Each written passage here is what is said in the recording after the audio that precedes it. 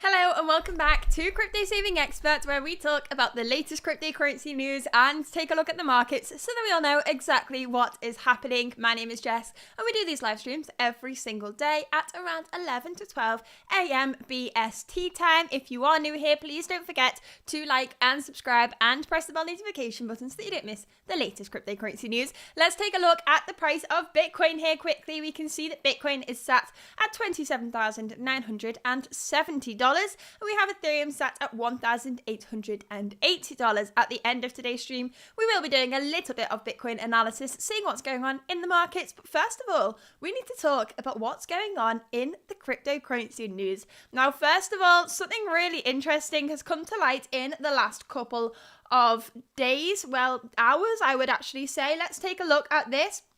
Let me set the stream up correctly. Hello to everybody in the chat. Thank you very much for joining us once again. We have seen here that we can find the blockchain white paper on the recent models of Apple computers. So we can see here within the past 5 years, Mac OS has the Bitcoin white paper actually pre-installed into it. So there's a step-by-step here of how you can find the Bitcoin white paper on your device, which is absolutely insane. And people are wondering what this actually means. Why have Apple chosen to put the Bitcoin white paper on your Mac? Does this mean that they are pro-Bitcoin? Does this mean that they have bought Bitcoin?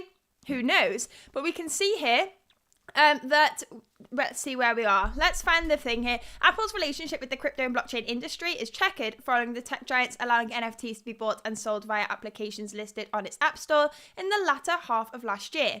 The move was designed to enable app developers to sell NFTs in-app and to new apps to install tokens within them. And in a bid to capture some of the further surrounding the nascent tech, Apple decided to have a 30% cut from app developers, generating more than $1 million via its store and 15% of those making less. But we can see here, essentially, if you take a look, if you follow these steps, you can actually find the Bitcoin white paper pre-installed on your computer. So there's no explanation as to why this document is here right now, but there's a huge amount of speculation on the matter. We can see here that somebody was trying to fix their printer and they accidentally found this. So we can see here, I was trying to scan a document with my wireless printer, but the device wasn't showing up in image capture after I upgraded Mac OS recently. Just this Virtual Scanner 2 device, which I'd never seen or noticed before. I went Googling for it to find out more, and there were virtually no references to it online, mostly just the old Twitter thread I linked to. In that thread, he mentions where the files are located on the file system, which I was able to confirm. I asked some friends to confirm they could see the same thing using the little command, and I wrote for terminal, and they could, so I wrote about it. So very interesting here. Do Apple own Bitcoin? Are Apple pro-Bitcoin? And are they invested into the asset? And if so, are they going to announce this? And if not, are they going to invest soon? Interesting here. Very unexpected news there. Let's move on to the next article now and see what else is going on in the world of crypto. Obviously, there is a lot going on. There always is. Checking out the best crypto news site out there, Crypto Saving Expert. If you haven't already, make sure to go to cryptosavingexpert.com and check it out. We have the most reliable cryptocurrency news, and we can see here, big news again, MicroStrategy have once again acquired more Bitcoin. They've spent another $29 million on the asset, rounding up their stash to 140,000 Bitcoin. Now, I can't say I'm not a little bit jealous. I would love to have my Bitcoin holdings that high, but we can see here that they've been pulling down their average price because they started accumulating around the start of the last bull market, and they continue to accumulate throughout. And then when the markets have started to move to the downside, they haven't stopped. They haven't let fear get in their way. They're continuing to dollar cost average down as well. So now they have an average entry price around $29,803 per coin. On their total 140,000 Bitcoin. You can see here, we're not too far away from that figure. Some point soon, MicroStrategy are going to be in insane amounts of profits. And we can see here, Michael Saylor, MicroStrategy's founder and former CEO, announced the purchase by tweeting, MicroStrategy has acquired an additional 1,045 Bitcoin for $29.3 million at an average price of $28,016 per coin. As of the 4th of April 2023, MicroStrategy holds 140,000 Bitcoin acquired for $4.17 billion. Now, you can't say Michael Saylor is not a Bitcoin bull. He is the most known Bitcoin maximalist probably out there. Let me know in the chat. Very interesting to see here how many of you are Bitcoin maximalists or how many of you are full crypto fans.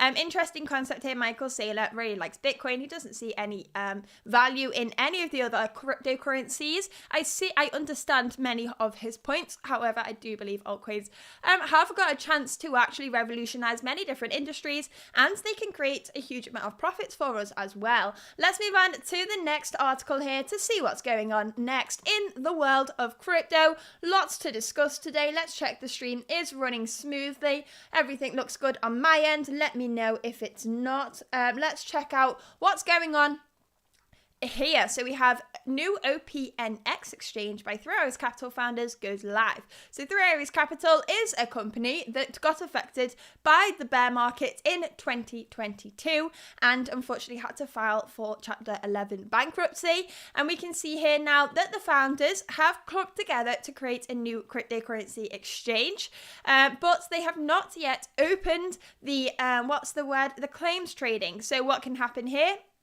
is users of 3 Arrows Capital that lost some of their funds can claim some of their assets back. So let's take a read of this article. Claims aren't listed on OPNX just yet, but they're coming soon. So the 3 Arrows Capital founders started OPNX primarily for claims trading. The project was marketed as a venue for 20 million crypto investors to trade about $20 billion of claims trapped in bankruptcy proceedings in light of the recent company collapse, which included 3 Arrows Capital itself. Despite early criticism, OPNX managed to secure $25 million in funding from investors whose entities were undisclosed. In addition, the fundraising also saw the exchange take over the assets of beluga exchange CoinFlex and adopt the native token Flex for open exchange. In the absence of claims trading, registered users can start trading spots and futures of major cryptocurrencies, including Bitcoin, Ether, Dogecoin on the platform. Bitcoin, Ether, and Dogecoin. Now, Dogecoin shouldn't be up at the top with these two coins. Dogecoin is a meme coin. I just don't understand the hype. I understand people can profit from this because Elon Musk is behind it, but I don't understand the hype. Let's take a look at this. I mean, I imagine Dogecoin's trading volumes recently have been incredibly high. If we take a look at cryptosavingexpert.com, we did see for a short amount of time Dogecoin actually overtook Cardano in terms of market cap when Elon Musk changed the Twitter logo. Let's take a look at this. Changed the Twitter logo. There it was, from the bird to the Doge symbol.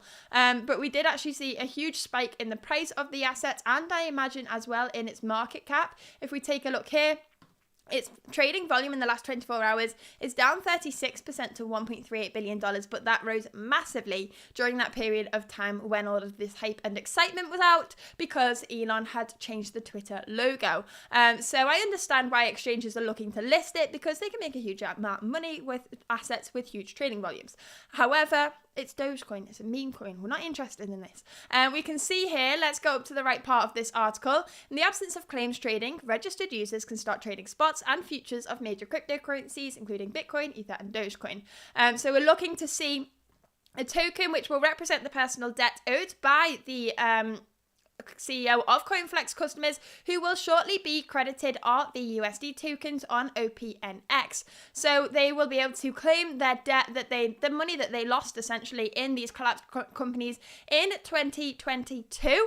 Positive things for those users getting access to their funds once again. However, how many people are actually going to use this cryptocurrency exchange OPNX when it's ran by the 3 Arrows Capital founders who didn't do a great job last time, to say the least? But I mean, a lot of companies did struggle from the bear market. It's hard to prepare your company for something so catastrophic. However, we are in cryptocurrency. We know that it's 4-year cycles. We know we can't see a bull market forever. So it's shocking to me how much companies can't prepare themselves for this. But let's take a look at the next article and see what else is going on in the world of crypto. We have crypto remittances can cut the cost of sending money by 96.7% according to Coinbase. So they've been doing a little bit of research on how much it costs to make cross-border payments using traditional services, and they have shown how much cheaper it is to use technology like blockchain technology, like distributed ledgers to make transactions cross-border. And we can see here they're saying it's 96.7% 7% cheaper. Now, I don't need to shout this out to all of you. You're all pro crypto. You all already understand this, how much the transaction fees can be reduced by using cryptocurrencies. This is really an article that needs to be pushed to the traditional markets so they can all understand the value that cryptocurrencies have. The Coinbase team have stated here, Americans are feeling that pain in the transfer time and pain in their wallets with disproportionate fees. The US average fee rate is 6.18%, which means Americans' average yearly spend is likely to close to $12 billion on remittance fees. Now, 6.18%, remember when we were all complaining about Ethereum's high gas fees? It makes it seem pretty small at that point. And we can see here, as an alternative to traditional means of sending payments globally, the Coinbase team pointed out that cryptocurrencies such as Bitcoin and Ethereum can greatly cut the costs of sending money internationally by about 96.7% versus the current system. So that is a huge drop, and maybe something that actually makes people and banks move into the sector. We have seen yesterday, the first bank launched a stable coin. I can't remember where this was. It was in yesterday's live stream on the cryptocurrency news. We are seeing banks adopt blockchains more and more because of the benefits that they provide. Taking a look at the chat now, Lord Spud has kindly reminded us, please don't forget to like and subscribe and press the bell notification button so you don't miss the latest cryptocurrency news. We do these live streams every single weekday talking about what's going on in the markets, and by the end of today's stream, we will be doing some Bitcoin analysis as well, taking a look at what's going on with the price of Bitcoin. We do have a CME gap opening shortly, so we want to discuss that a little bit further as well. Next, we have some pretty shocking news here. The Cash App founder has been stabbed to death in San Francisco. So the local police are still investigating this case, and they have asked people with relevant information to contact the department. So the creator of Cash App Chief Product Officer and former Chief Technology Officer has been pronounced dead due to multiple stab wounds from an attack in San Francisco. So he was aged 43, and he died early Tuesday morning in hospital. Now, this is absolutely shocking. So we can see here the death has dealt a devastating blow to the crypto community, as he was a crypto proponent. Upon news of his demise, several close friends and associates have taken to Twitter and other platforms to mourn their loss.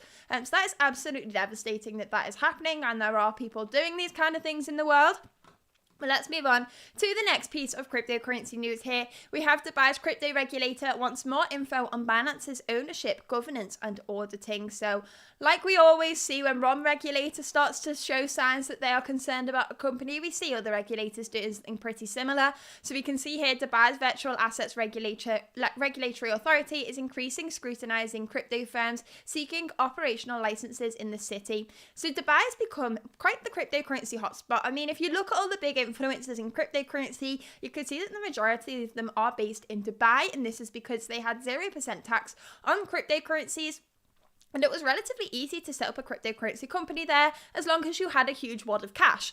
So we can see here the ripple effects of the massive implosion of the SBF-led FTX exchange continued to be felt almost 6 months after the crypto exchange fell apart. And according to a Bloomberg report, Dubai's crypto regulator VARA is tightening its procedures and increasing scrutiny of firms wishing to set up shop in the city. So they are seeking more information from Binance and other cryptocurrency firms. So it's not just at Binance, they're looking at the whole industry and seeing how they can regulate this in the correct way. We'll see how this goes. Dubai really don't want to mess this up. They don't want to push cryptocurrency people and companies out of Dubai because it makes them a huge amount of money by having these companies and these individuals within the city and pushing the economy further. I mean, those people spend a huge amount of cash.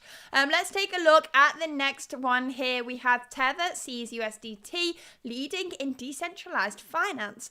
So we obviously know that Tether is the leading stablecoin in terms of market cap. And we can see here the team at Tether believes that their stablecoin's history of stability, jurisdictional distribution of its reserves, tested use on crypto exchanges, and its availability on several chains allows the stablecoin to be well positioned to be the primary asset for DeFi.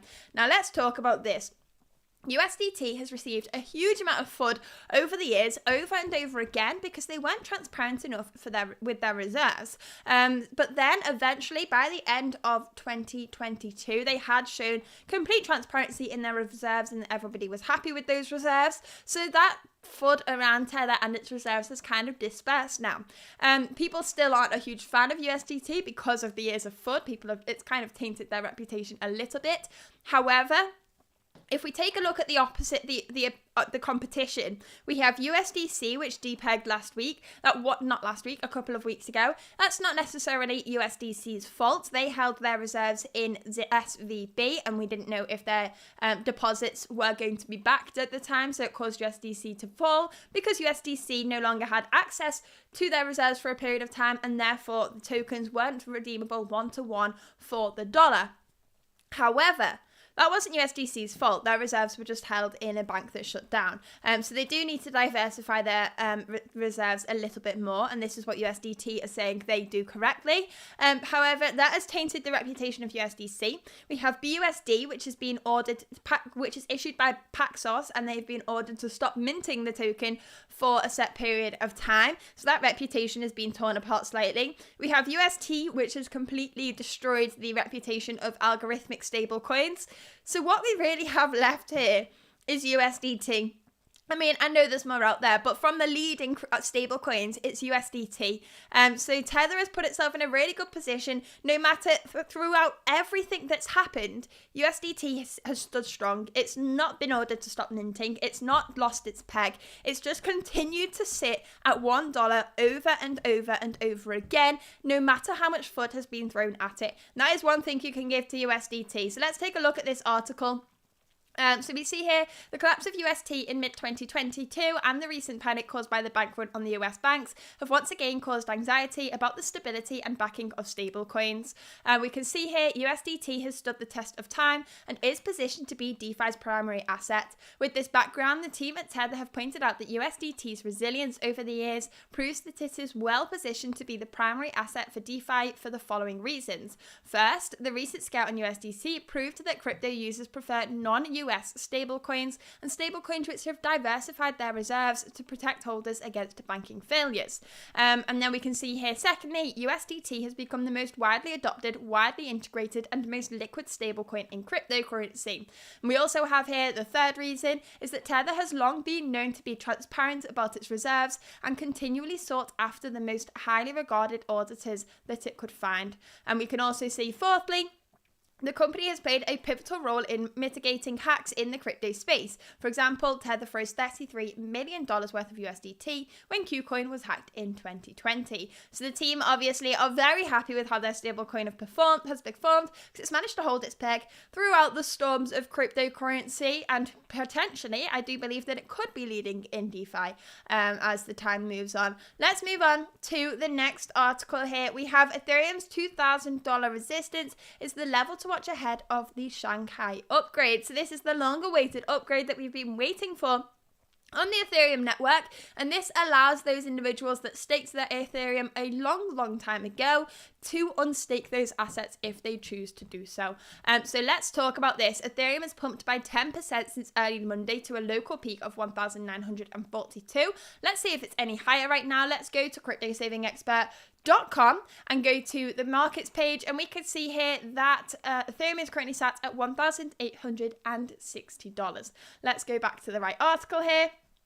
We can see it's come down a little bit since this level here, but for early Monday, the number 2 digital asset Ethereum has broken away from the influence of Bitcoin and pumped by 10%. Ethereum actually did a nice break to the upside yesterday. We will be discussing that at the end of today's stream. We'll add a little bit of Ethereum analysis in today's stream just to finish off what's happening. There's a lot of fear that there's going to be selling pressure because people that have staked their assets such a long time ago are now able to unstake them. However, this has had a huge amount of speculation. There's been a lot of statistics being calculated, and I don't think it will have as big of an effect as people are making out. But only time will tell on that matter. Let's move on to the next article here. Towards the end of today's video, we will be doing Bitcoin and Ethereum analysis. Before we go on with the next article, please don't forget to like and subscribe and press the bell notification button so you don't miss the latest cryptocurrency news. We do these live streams every single day at 11 till 12 a.m. BST time, talking about what's going on in the markets, taking a look at the cryptocurrency news, and doing a little bit of Bitcoin analysis as well. So taking a look here, we can see adults in Latin America are more optimistic about crypto's future than US counterparts. So we're seeing positivity around the ideas of cryptocurrencies, which will hopefully continue to drive adoption. We can see here Colombians have higher hope of crypto becoming a legal tender. The trend remained the same amongst adults in Latin America when asked whether cryptocurrencies will be at least somewhat familiar as legal tender in the next 10 years. The majority of them agreed, especially in Colombia.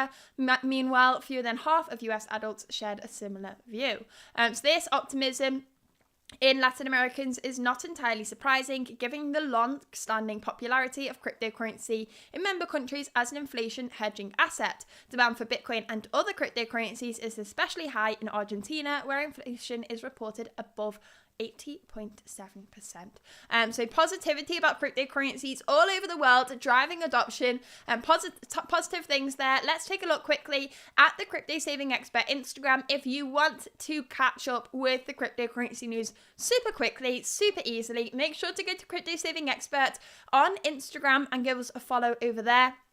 We're trying to grow this at the moment. It's been tough. We post 3 news articles on here every single day as a minimum, obviously any breaking news as well. And we update you with what's going on at Crypto Saving Expert. So we would really appreciate it if you would go over there and give us a follow, and as well on the Twitter page for Crypto Saving Expert. But now let's get on to the price of Bitcoin. Let's see what's going on within the markets. Taking a look over here, we can see on the Bitcoin chart, I have a level of support, which we have literally just bounced. Let's take a look on the 1 hour chart for this at $27,700. We've come pretty close to that this afternoon.